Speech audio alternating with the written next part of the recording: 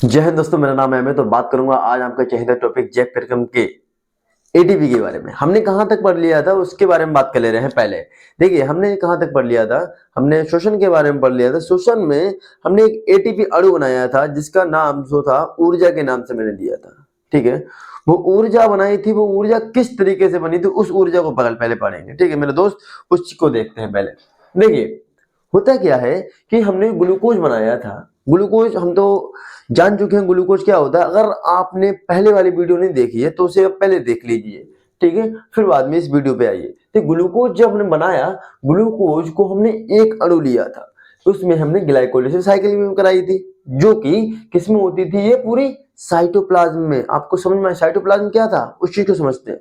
Cytoplasm जो कोशिका के अंदर जो द्रव था, यानी कि एक कोशिका थी यहाँ पे, और कोशिका के अंदर जो द्रव था, ठीक, इसको बोलते हैं साइटो, इधर से देख ले रहा हूं, आप लिख लेना, साइटोप्लाज्म। ठीक है, एल बना है इसमें, डबल ऊपर चढ़ गया, कोई दिक्कत नहीं। इस साइटोप्लाज्म के अंदर ये प्रक्रिया हो रही थी जिसमें क्या हो रहा था, ग्लूकोज जो था, ग्लूकोज ग्लाइकोलाइसिस साइकिल जो थी पूरी, उसमें पायरुवेट को बना रहा था। पायरुवेट क्या था, ये दो अणु थे, नहीं सॉरी एक अणु था, और ये टूट के दो अणु बना ले रहा है, यानी कि ये आधा कर देगा तो ये दो बन जाएंगे ना। ये पूरा है, इसको हमने आधा किया तो ये बन गए, तो दो बन जाते हैं अणु। ठीक है, ये कहां क्रिया हो रही है, पूरी साइटोप्लाज्म में। ठीक है, यहां तक कि समझ गए अपने। अब बात आती है कि इस प्रक्रिया के ऊपर। ठीक है, हमने पायरुवेट को ऑक्सीजन की उपस्थिति में ग्लूकोज बनते हुए देखा था। अब ग्लूकोज बन गया था और उसके साथ जल भी निकला था और कुछ ऊर्जा भी निकली थी ना कल। तो उसको हमने कहां पे हो रही थी, ये यहां से क्रिया कहां से होगी, अब ये होगी माइटोकॉन्ड्रिया के अंदर। ठीक है, ये क्रिया होगी माइटोकॉन्ड्रिया के अंदर। अब ये यहां से चली माइटोकॉन्ड्रिया के अंदर। हमने कल माइटोकॉन्ड्रिया के बारे में भी बता रखा था। ठीक है, अब ये CO2 बना लिया इन्होंने। अब ये क्या होता है, अब एक बात समझिए, जो ऑक्सीजन होती है ना, घर की बाहर से ऑक्सीजन आती है, यहाँ पे देखिए हम ऑक्सीजन बना रखा है मैंने सिंबल।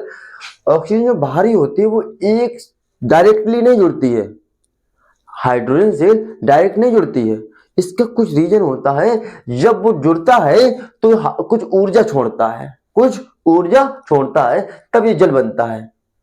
ठीक है, अब ये ऊर्जा क्या करती है, ये ऊर्जा एक एडीपी का मतलब होता है एडेनोसिन डाइफॉस्फेट, ये बनाता है। इसको डाइफॉस्फेट क्यों बोलते हैं, क्या कारण है डाइफॉस्फेट बोलने का। देखिए इसके अंदर एडेनोसिन डाइफॉस्फेट के अंदर जो डाई शब्द दिया है, इसका मतलब होता है दो फास्फेट, यानी कि दो फास्फोरस। ठीक है, अब यहां तक हमने समझ लिया दो फास्फोरस। अब हमने इसमें क्या होता है कि अब क्रिया होती है भोजन के, ये किसमें होते, कोशिका के अंदर रही है ना, पूरी कोशिका के अंदर हो रही है अभी। अब इसमें क्या होता है, भोजन से ये क्या करता है, फास्फोरस निकालता है। यहाँ पे जो ये माइटोकॉन्ड्रिया होती है, इसके अंदर भोजन भी जाता है और भोजन से फास्फोरस को निकाल लेता है। ध्यान रखना इस चीज को, फास्फोरस को निकालते वक्त क्या होता है कि एटीपी का निर्माण बन गया। ये इसका मतलब क्या है, एडिनोसिन ट्राइफॉस्फेट। और ट्राई का मतलब क्या है, यहाँ पे होंगे मेरे दोस्त P plus P plus P plus P, यानी कि 3P, यानी कि 3 फास्फोरस। दो तो यहाँ पे थे ना ये, और एक P यहाँ पे मिल जाता है, तो ये ट्राई बोल देते हैं। 3 को मतलब try phosphate, adenosine try phosphate. दोस्तों यहां तक कि हमने समझ लिया है।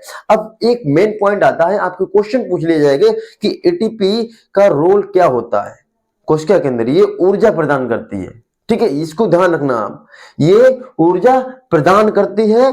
और क्या करते हैं, इसमें कितने अणु बनते हैं पूरी साइकिल के अंदर, ठीक है, इसमें 38 अणु बनते हैं, यानी कि 38 मॉलिक्यूल्स बनते हैं। किसकी, एटीपी की। इसको भी ध्यान रखना, ये शॉर्ट नोट में पूछ लिया जाता है। शॉर्ट नोट नहीं, इसे कहते हैं ऑब्जेक्टिव में ये क्वेश्चन पूछ लिया जाता है।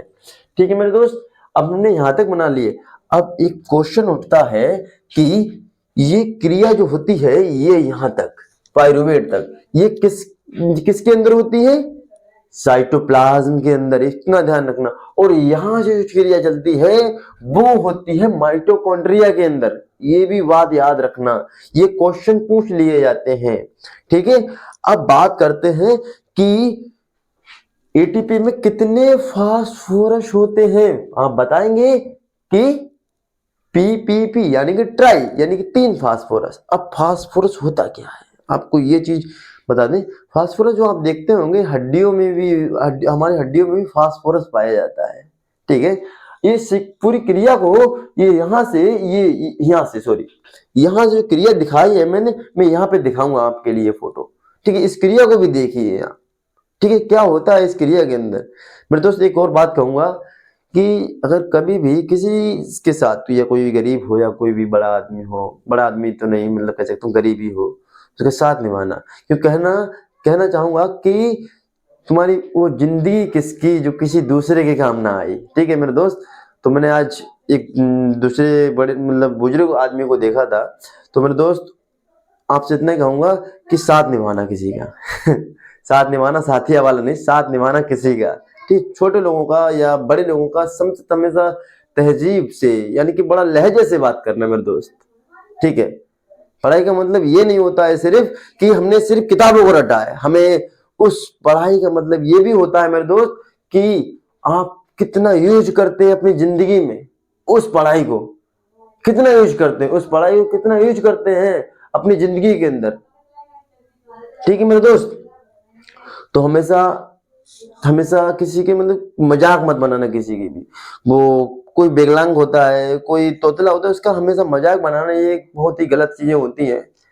क्योंकि पढ़े लिखे का मतलब ये होता है कि हम अपने पूरे इसकी यानी कि ओवरऑल पूरे शरीर यानी कि पूरी पर्सनालिटी का ख्याल रखें। पर्सनालिटी के अंदर क्या क्या आता है? पर्सनालिटी के अंदर अपना शरीर भी आता है, हमारे बात करने का लहजा, हमारा बात करने का तरीका भी इसके अंदर आ जाता है। ये भी आ जाता है कि आप किसी को हकलाते हैं, जैसे मैं कभी कभी हकला जाता हूँ तो कुछ लोग मतलब कहते हैं मुझसे कि लेकिन क्या कर सकते हैं इसके अंदर, भाई वो कुदरत का दिया हुआ है, हम सुधारने की कोशिश की जाती है लेकिन सुधर नहीं पाता है भाई।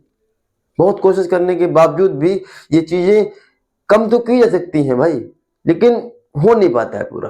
तो मेरे दोस्त तब तक के लिए विदा चाहेंगे और बने रहिए हमारे साथ, और चैनल को सब्सक्राइब एंड वो क्या बोलते हैं शेयर वगैरह जरूर कीजिएगा।